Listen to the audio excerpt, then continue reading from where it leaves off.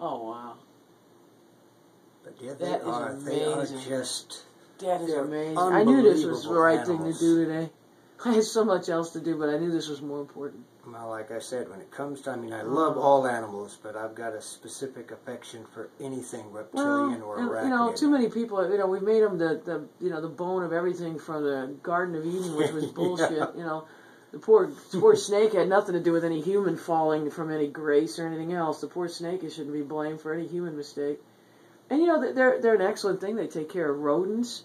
And like I said, they don't generally kill more than what they need to eat. They're like, you know, we're the only ones that do that. You know? 9 times out of 10, except for some of the extremely large pythons, and even then, they're not anywhere near as territorial as even dogs are. Well, and see, and I didn't realize that, you know, like I said, they're actually from Central and South America. Yeah, now, these are all Central and South. Well, Mexico on down. This wouldn't live here normally in Midwest. I mean, if poor thing was out, it had to find a cave or something. The cold would kill it. Oh, yeah. So, God forbid if it had gotten lost in that camp. None of these are native to anywhere. Yeah, if it had got out in that national forest here, it wouldn't have a chance. Although, you know, California, like Florida, maybe. Florida, they'd be in heaven there. But there aren't any indigenous ones to Florida or Texas. I mean, they got rattlesnakes and I've seen rattlesnakes and moccasins, rat snakes, gopher snakes, but nothing like this is indigenous to the United States at all. Really, I wonder why. Do you ever wonder why they didn't come all the way up?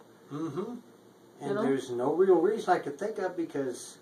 Well, they're all muscle. Maybe they were Mexico, but they don't even come as far up as Arizona or California, and yet both offer climates that are well within their comfort zones. Do you think maybe it's because the Indians? I mean, they're actually all muscle, so it's like, and they spend a lot of time. I don't want to say lethargic, but laying around. Do you think maybe they just made easy targets to make into supper?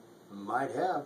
Because I've had rattlesnake stew and all that kind of I've stuff. never tried these. I could have killed an Incan friend of mine for Father's Day one day. He knew I raised iguanas. Oh. He served them without telling me that. I don't like that. Yeah, my dad had the same happen to him when he had squirrel the first time. Hello, God, you are beautiful. You have a very nice personality.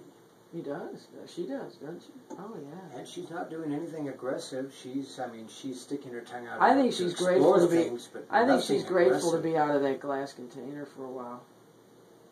Yeah. She has got now, you said you got cages, so you don't have like the glass, or what do you use? Oh, no, I'd use glass. Okay. For the bigger ones, I actually use what's called Lexan. Okay. It's basically the hard plastic. Acrylic, or it's the bulletproof glass. My cage front window for one of my Burmese pythons cost me more than building the whole rest of the cage. Wow. But it was worth it. It's something that they can bounce off of all they want. They can't injure themselves. They're not going to scratch it up, and they're not going to open it. Now, like I said, now this is just a little cage. Now, if you were really going to have it, wouldn't it be nice to have like something like a little, a bigger container with like a little tree thing for them to climb or something? If I were going to have this on a regular cage, it'd be like about a 55-gallon tank.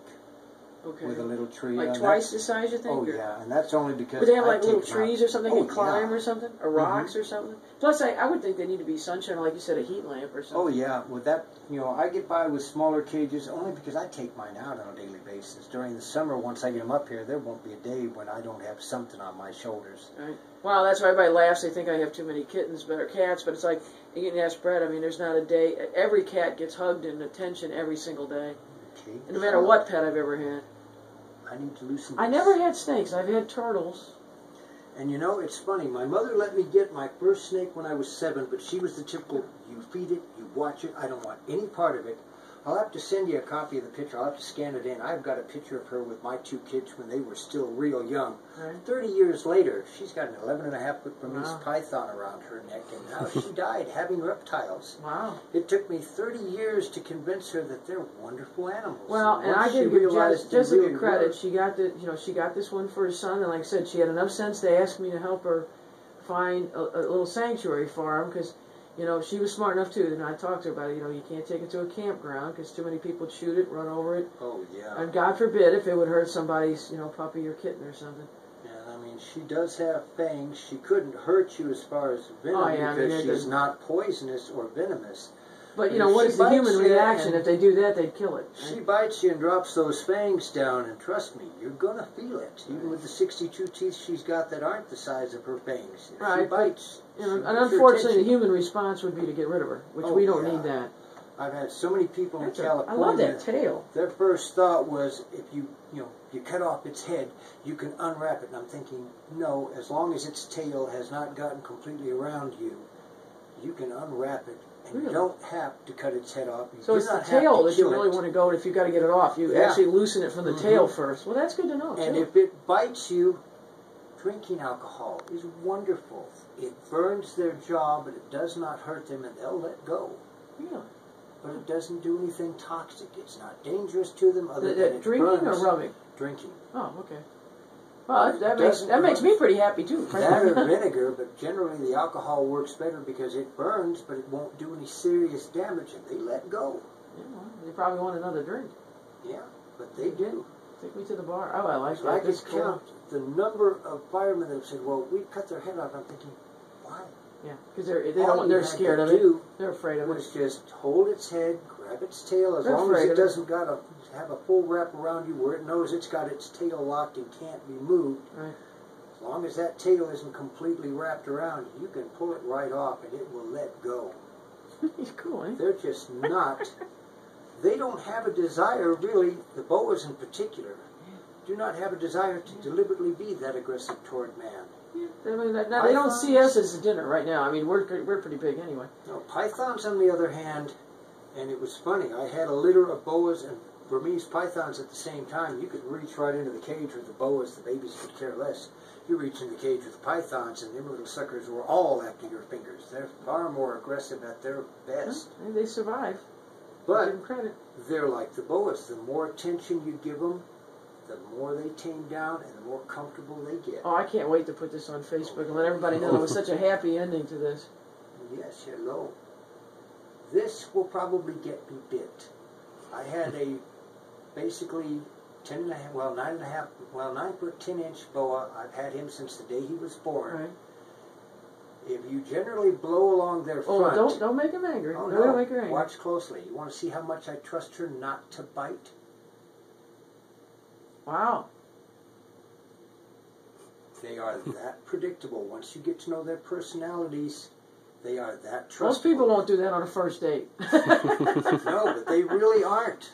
They're incredibly intelligent, extremely affectionate, and as long as they know you're not going to hurt them, there's very little they won't let you do. They don't want to bite. They really do not want to be a problem. What a beautiful head. All they want is a little attention. You have a very beautiful love. face.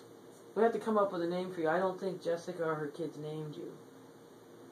No, I don't know. If it were up to me, I don't currently have an Athena anymore. My Athena I actually lost. She got what's called metabolic bone disease. She was a rescue and we didn't get to keep her.